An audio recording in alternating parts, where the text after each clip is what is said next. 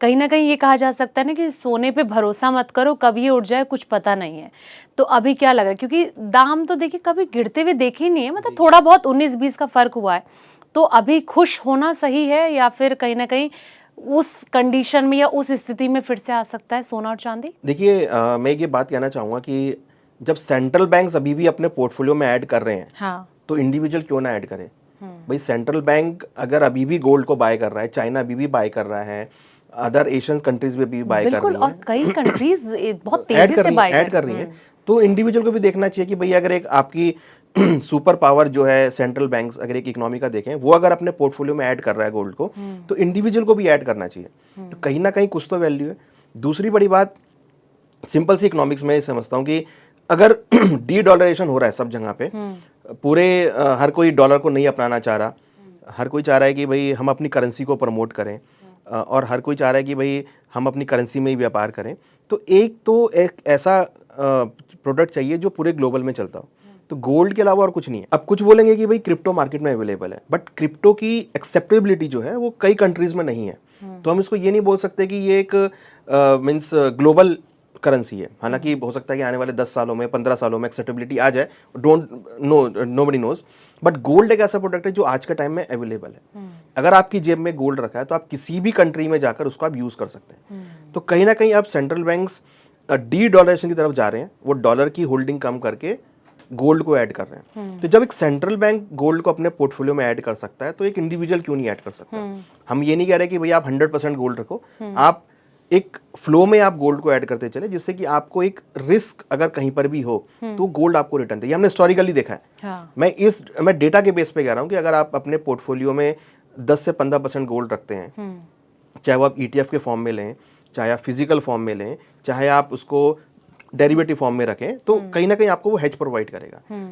दूसरी बड़ी बात कि अगर कहीं पर भी कुछ भी अनसर्टेनिटी होगी, देखिए अब पूरा वर्ल्ड है, कहीं ना कहीं कुछ ना कुछ अनसर्टेनिटी होती रहती है। आप इसराइल गाजा को देख लीजिए, वहाँ आपको युद्ध देखने को मिलेगा, या मिडिल ईस्ट में आप जाएंगे तो वहाँ पर आपको कहीं ना कहीं कुछ ना कुछ होता हुआ दिखाई देगा। प्लस रशिया यूक्रेन वॉर हालांकि अभी तो थम गया है, मगर कोई गारंटी नहीं कि आगे होगा या नहीं होगा। तो ये सब चीज़ें चलती रहेंगी। तो ऐसी चीज़ों में जब भी इवन जो डी डॉलरेशन है या बॉन्ड यील्ड है, करेंसी डेप्रिसिएशन है, ये सब होता रहेगा। तो ऐसे जब सब कुछ होगा तो गोल्ड में ही आपको मोमेंटम देखने को मिलेगा। तो अगर किसी ने हायर लेवल पे ले लिया है, तो मेरा ये मानना है कि उनको अगर लोअर लेवल आते हैं तो वहाँ पर ही आप कुछ क्वांटिटी ऐड करें, SIP के फॉर्म में ऐड करें, एक छोटी छोटी क्वांटिटी में ऐड करते चलें, जिससे कि अगर कुछ भी अनसर्टेनिटी होगी, अब जिंदगी है तो अनसर्टेनिटी होना तय है, तो अगर अनसर्टेनिटी होगी तो आपको गोल्ड हेज करेगा।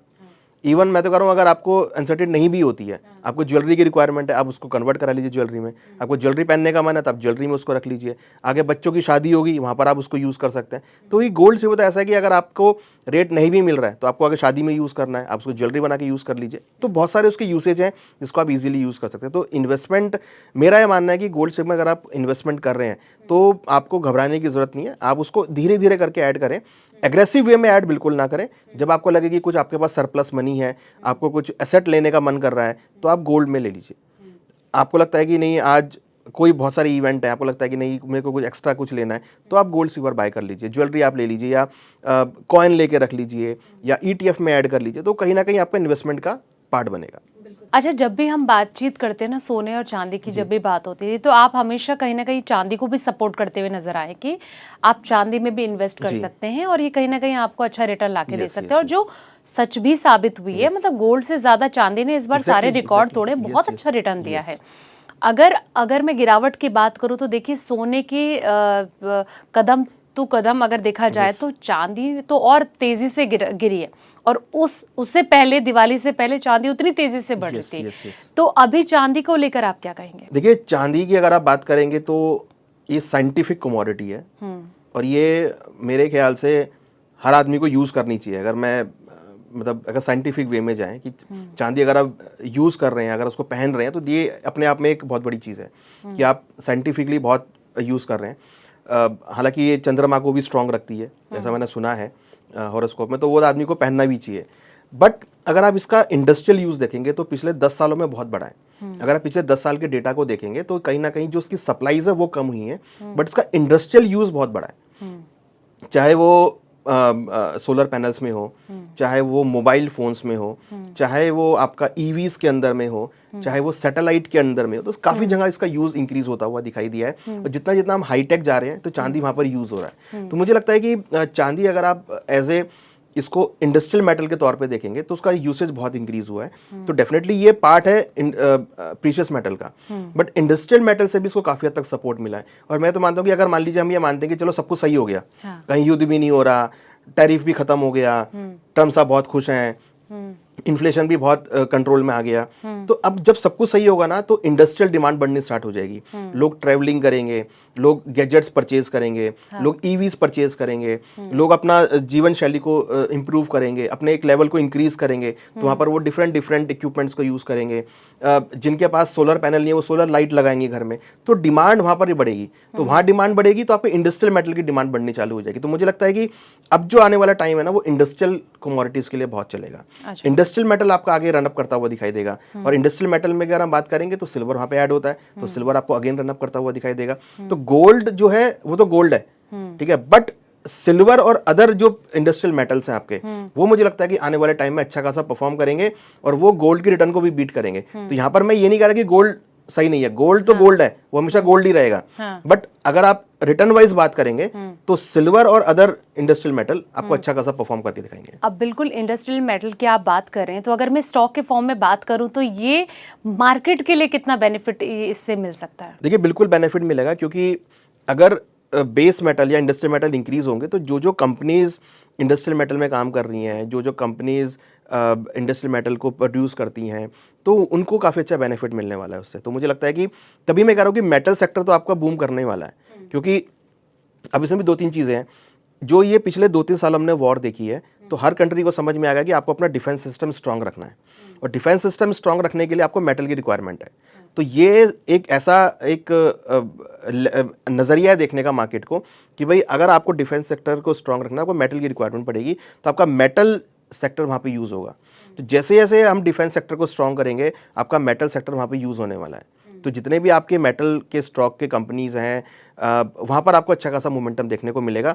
डिफेंस सेक्टर का बहुत बड़ा यूज़ जो है वो मेटल सेक्टर पे रहेगा। उसके साथ साथ इंफ्रा पे आप काम करेंगे, इंफ्रास्ट्रक्चर डेवलपमेंट करेंगे, बिल्डिंग्स बनेंगी। जब चीज़ें सब कुछ सही हो जाएंगी तो अगेन आप बिल्डिंग बनाना चालू करेंगे, तो आपके मेटल्स की रिक्वायरमेंट पड़ेगी, तो वहाँ पर भी आपको काफ़ी अच्छा सपोर्ट मिलेगा। तो मेटल सेक्टर तो मुझे लगता है कि आने वाले दिनों में चलने वाला है। अच्छा, जिन लोगों ने अभी जैसे इन्वेस्ट नहीं किया होगा गोल्ड सिल्वर में, अगर वो दिवाली के बाद उन्होंने सोचा होगा कि चलिए अब करते हैं, और जिस तरीके से रेट एकदम धड़ाम हुए हैं, तो अभी उनको क्या एडवाइस आप करना चाहेंगे कि थोड़ा रुकना चाहिए या फिर उन्हें इन्वेस्ट करना चाहिए?